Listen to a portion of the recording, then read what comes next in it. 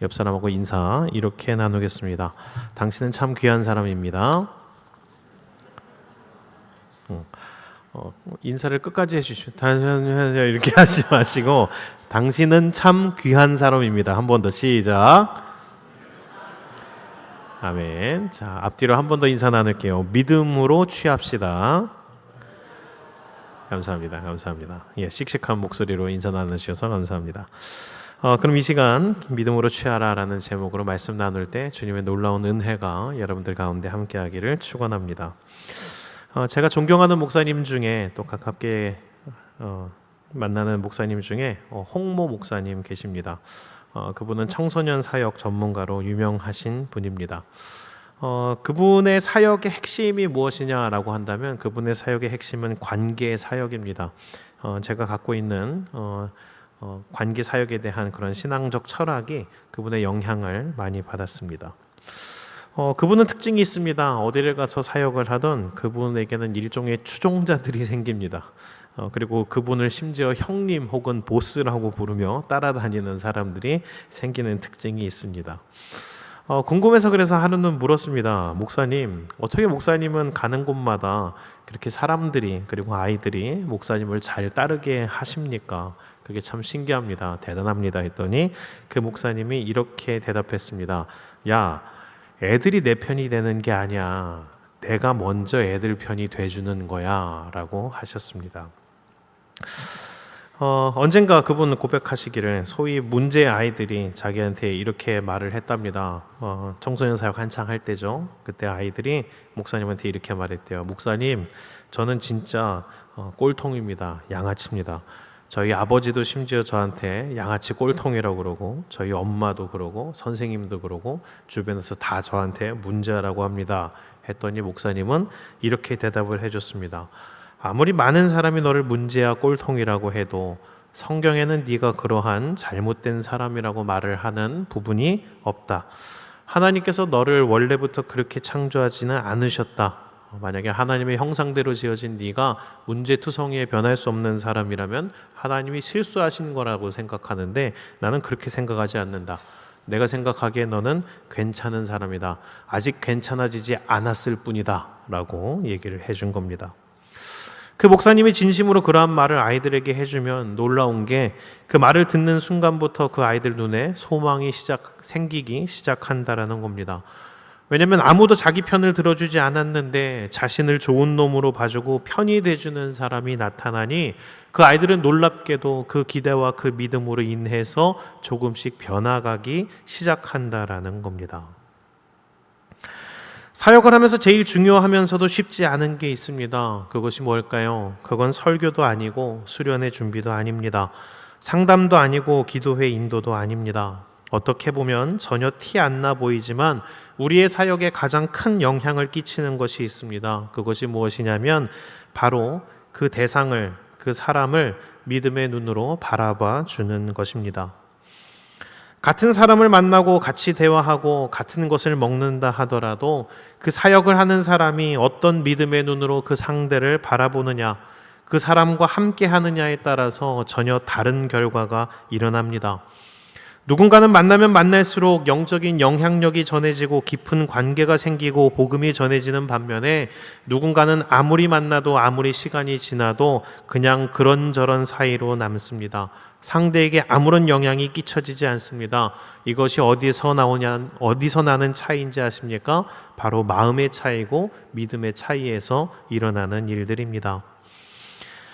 사역을 하면서 그것을 스스로 많이 느낍니다. 이 믿음을 갖는다는 것, 내가 사역하고 있는 이 자리, 내가 만나는 그 상대가 하나님께서 나에게 붙여주신 사람이며 하나님이 분명히 이 사람을 변화시키시고 놀라운 일을 이루실 것이다 라는 이 믿음을 갖는 것, 이게 가장 중요하고 가장 기본적인 것이고 사실은 돈 안 드는 것인데 사실 이게 가장 시간이 갈수록 사역을 오래 할수록 힘든 것이라고 느낍니다.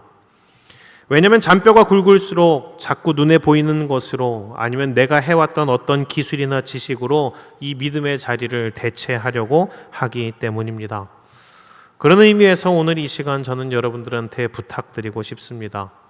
우리 사역자들이 그리고 제가 믿음의 눈을 잃지 않도록 기도해 주십시오. 이게 참 쉽지가 않습니다. 저도 잘 못합니다. 그리고 여러분들에게 필요한 것도 이것입니다.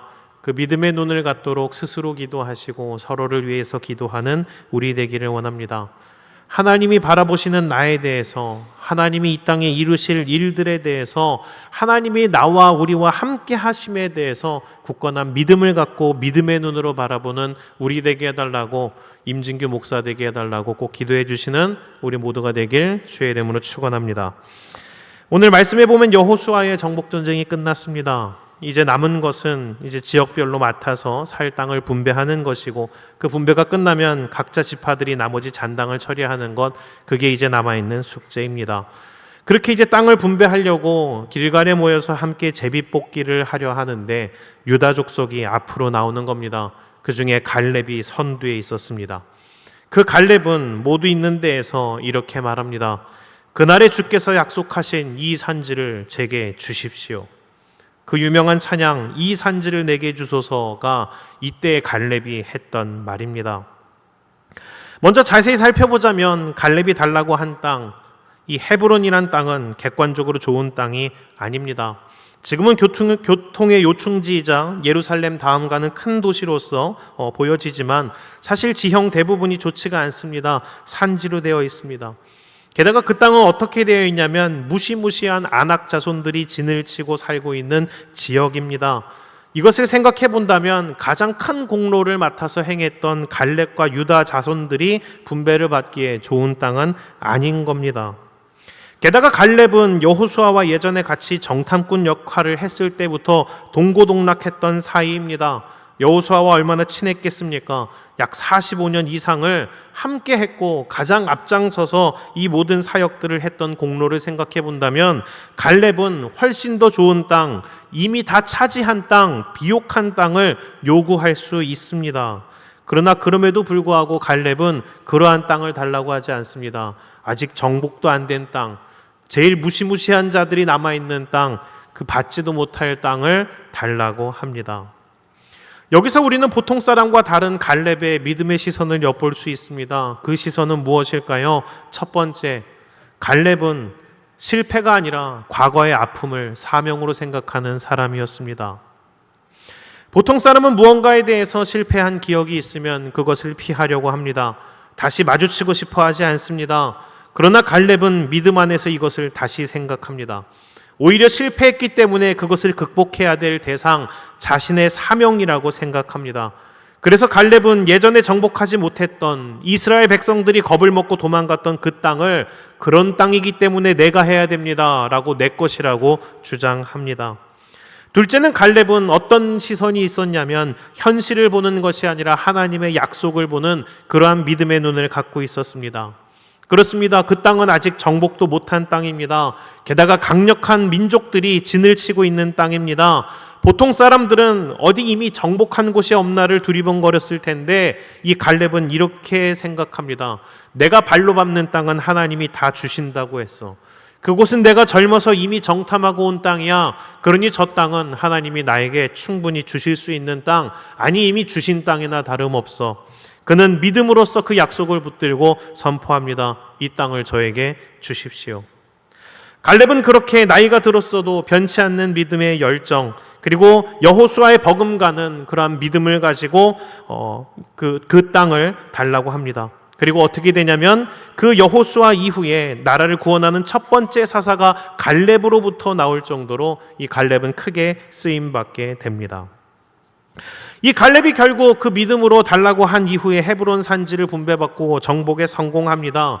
그런데 여기서 재미있는 것이 있습니다. 갈렙이 믿음으로 차지한 헤브론, 이 지역에 대해서 조사를 해보면 깊은 하나님의 뜻들이 숨어 있습니다.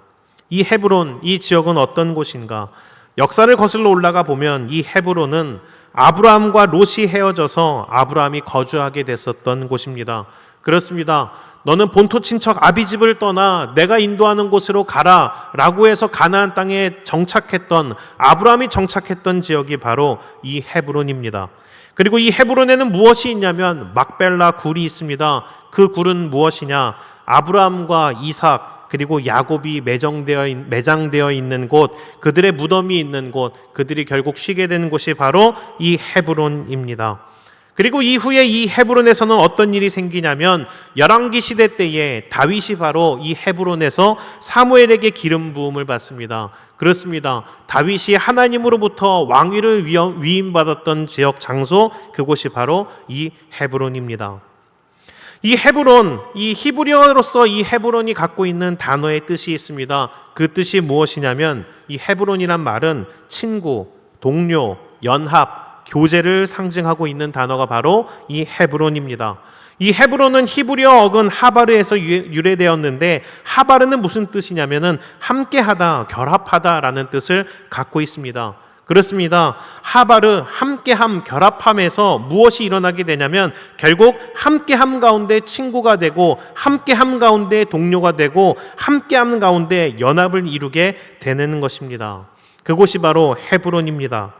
그리고 지금 시대의 이 헤브론 지역은 이슬람이 지배하고 있는데 그들의 성지로 여겨지는 곳이 바로 이 헤브론입니다.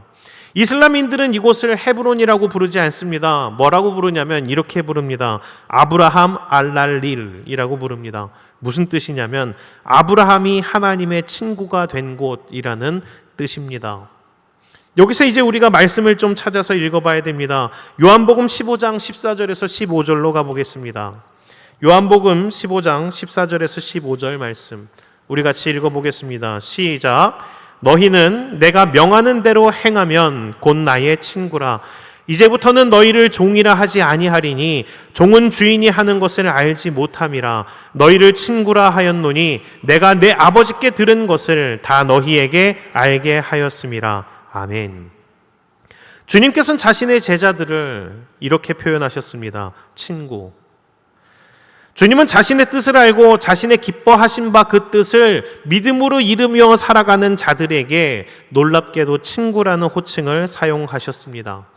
그래서 우리가 즐겨하는 찬양 중에 그 찬양이 있는 겁니다. 나는 주의 친구. 그 가사 기억나시나요? 주님 어찌 날 생각하시는지, 들으시는지 내 기도. 주님 진실로 날 생각하시네, 날 사랑하네, 놀라워라. 그리고 후렴구 이어지죠. 나는 주의 친구, 나는 주의 친구. 주님 날 친구로 부르셨네. 하나님께서 우리를 친구로 부르셨습니다. 동료로 부르셨습니다. 결합을 위해서 우리를 초청하셨습니다. 그런데 그 부르심에 무엇으로 반응해야 하나님의 친구 예수 그리스도의 동료가 될 수 있습니까? 헤브론을 취할 수 있습니까? 아브라함이 여기에 대해서 먼저 보여주었습니다. 믿음으로 반응할 때 주님의 친구가 됩니다. 이삭과 야곱도 보여주었습니다. 믿음으로 반응할 때 하나님의 친구가 되는 것입니다. 히브리서 11장 1, 2절과 6절 말씀을 찾아서 같이 읽어보겠습니다. 히브리서 11장 1, 2절과 6절입니다. 같이 읽겠습니다. 시작. 믿음은 바라는 것들의 실상이요 보이지 않는 것들의 증거니 선진들이 이로써 증거를 얻었느니라. 믿음이 없이는 하나님을 기쁘시게 하지 못하나니 하나님께 나아가는 자는 반드시 그가 계신 것과 또한 그가 자기를 찾는 자들에게 상 주시는 이심을 믿어야 할지니라. 아멘. 눈에 보이는 사람과 사람 사이에도 믿음이 없으면 관계가 생기지 못합니다. 어떤 믿음으로 상대를 대하느냐, 그것에 따라서 상대가 변하기도 하고 친구가 되기도 하고 안 되기도 합니다. 하나님께서 어떤 응답을 주시기 전에 반드시 확인하시는 게 있습니다. 그것이 바로 믿음입니다. 믿음이 없이는 하나님을 기쁘시게 할 수 없고, 믿음이 없이는 하나님의 상급을 받을 수 없고, 믿음이 없이는 그 은혜를 취할 수가 없습니다. 말씀을 정리합니다. 갈렙은 그 옛날 정탐꾼 시절에 하나님이 하신 약속을 기억했습니다. 그리고 그 약속을 믿고 여호수아에게 오늘 구했던 겁니다. 14장 12절 같이 읽어보겠습니다. 시작. 그날에 여호와께서 말씀하신 이 산지를 지금 내게 주소서. 당신도 그날에 들으셨거니와 그곳에는 아낙 사람이 있고 그 성읍들은 크고 견고할지라도 여호와께서 나와 함께 하시면 내가 여호와께서 말씀하신 대로 그들을 쫓아내리이다 하니. 아멘. 이 산지는 나의 곳입니다. 비록 이제 현실적으로는 늙고 힘도 없고 그 헤브론에는 덩치가 산만한 아낙 자손들이 살지만 하나님께서 저에게 주신다고 약속하셨습니다.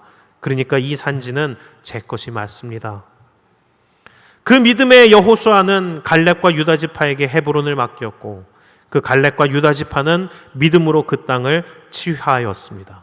근데 이게 기가 막힌 겁니다. 뭐냐면 갈렙은 믿음으로 헤브론을 취한 겁니다. 갈렙은 믿음으로 헤브론, 친구, 하나님의 친구가 된 겁니다. 갈렙은 믿음으로 헤브론, 결합, 갈렙은 믿음으로 하나님과 결합한 겁니다. 말씀을 한 군데만 더 찾아보겠습니다. 요한복음 1장 42절입니다. 요한복음 1장 42절 같이 읽습니다. 시작. 데리고 예수께로 오니 예수께서 보시고 이르시되 내가 요한의 아들 시몬이니 장차 게바라 하리라 하시니라. 아멘. 이 말씀은 예수님이 시몬을 만난 때에 하신 말씀입니다. 어부 출신의 거친 남자 시몬이 형제 안드레에 의해 예수님 앞에 나왔습니다. 그런데 예수님을 시몬을 보자마자 이렇게 말씀하십니다. 너 이제 시몬 아니야. 너는 내 앞에서 이제부터는 게바야. 너는 베드로야. 너는 반석이야. 아직 예수의 옛자도 모르는 시몬입니다. 예수님이 하시는 사역을 뭔지도 모릅니다. 평범한 어부 출신에 심지어 다른 사람들은 예수를 더 잘 따라가는데도 불구하고 예수님을 몇 번을 만나도 마음의 결단을 내리지 못하고 그렇게 예수님을 과감하게 따라가지 못합니다. 그러나 예수님은 베드로를 이렇게 부릅니다. 아니, 시몬을 이렇게 부릅니다. 너는 베드로야. 너는 시몬이 아니라 베드로야, 반석이야.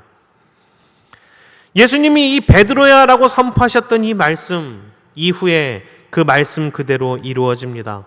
오늘날 그를 시몬이라고 부르는 사람 없습니다. 모두가 고기 잡는 시몬이 아니라 예수님의 수제자, 믿음의 반석 베드로라고 부릅니다. 이 시몬의 베드로됨은 예수님이시기에 알 수 있었던 것이기도 하지만 예수님의 그 말씀 선포에 부족함에도 불구하고 부족한 자신임에도 불구하고 주님이 인도해 주실 것을 믿으며 믿음으로 나온 베드로는 결국 진짜로 시몬이 아니라 베드로로서 살 수 있게 된 겁니다. 어떻게 주님의 제자, 주님께서 기뻐하시는 베드로가 되었느냐? 믿음으로 주께 나왔던 것입니다. 그렇습니다. 기독교 복음에 있어서 가장 중요한 밑바탕, 그것은 바로 믿음입니다.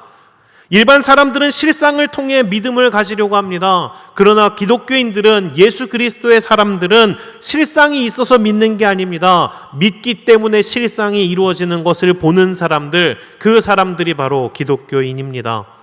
믿음의 눈을 회복하는 우리 되기를 원합니다. 내 모습만 보면, 나 자신만 보면 답이 없습니다. 부족합니다. 안 돼 보입니다.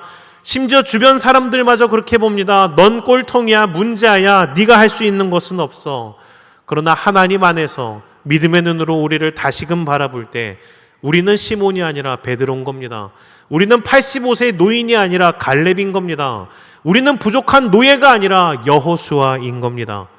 갈렙과 같이 믿음으로 헤브론을 취하는 우리 되기를 원합니다. 주님 부르실 때 믿음으로 나아가 이 산지는 내 것입니다. 믿음으로 고백함으로 주님께서 기뻐하시는 하나님 나라를 이루어 나아가는 우리 모두가 되길 주의 이름으로 축원합니다.